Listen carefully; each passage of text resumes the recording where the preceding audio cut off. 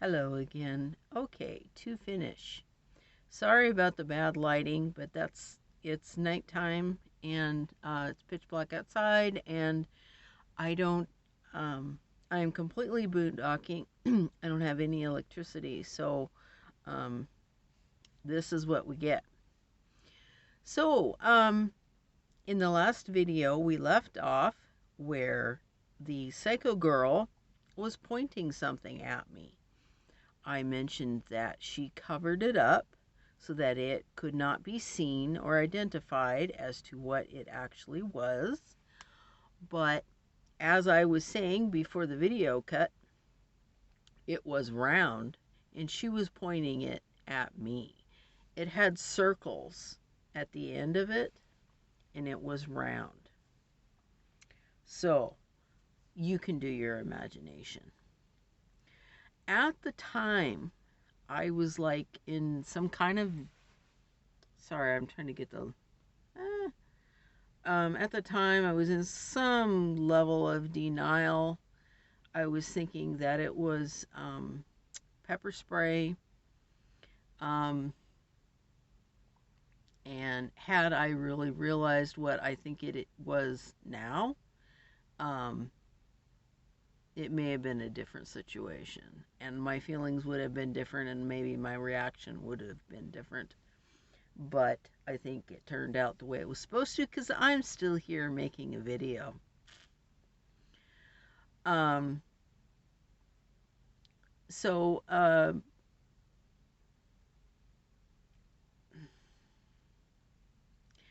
yeah, so that's it. The girl was pointing something at me. So basically, what happened was she finally left. I proceeded to go back and forth from my car and my trailer doing things and keeping busy. And even though I was yelling at her to shut up, I wasn't getting close to her. I wasn't approaching her, and I had no intention on getting close enough to identify what it was she was actually pointing at me, lest she use it on me. So I just continued doing what I was doing, and then finally she left. Hallelujah. Well, the next day at the RTR, I saw her there, and she was like hanging out underneath the covered tent area near the volunteers, and I can't help it. I have to fix my hair when I'm in the video. Sorry. The wind was terrible today. It just messed up my hair. Something awful. Okay, so anyway, so what I did was I went to this security guard that I had been talking to because he loaned me his solar panels, and but I didn't get a chance to use them. I don't even know if I could have used them or not, because the sunshiny day that was available, I was too busy running around trying to take care of things. It was just too much going on, too much drama. Okay, so I saw her there, and I told people, I told all kinds of people in RTR. I told all kinds of people before that day. I was telling people what had happened at camp, and I told the security guard. So he took a verbal statement from me, and then he walked with me over to the girl, and I pointed her out, and he took a video of her. Now, I took a couple pictures of her myself, but they didn't turn out. I could never see. Of course, they say vampires can't be photographed. But anyway, um, um, so she was well identified. I told everybody and their mother. So, that was that. And then, like, later, was it later that day or the next day? I don't remember.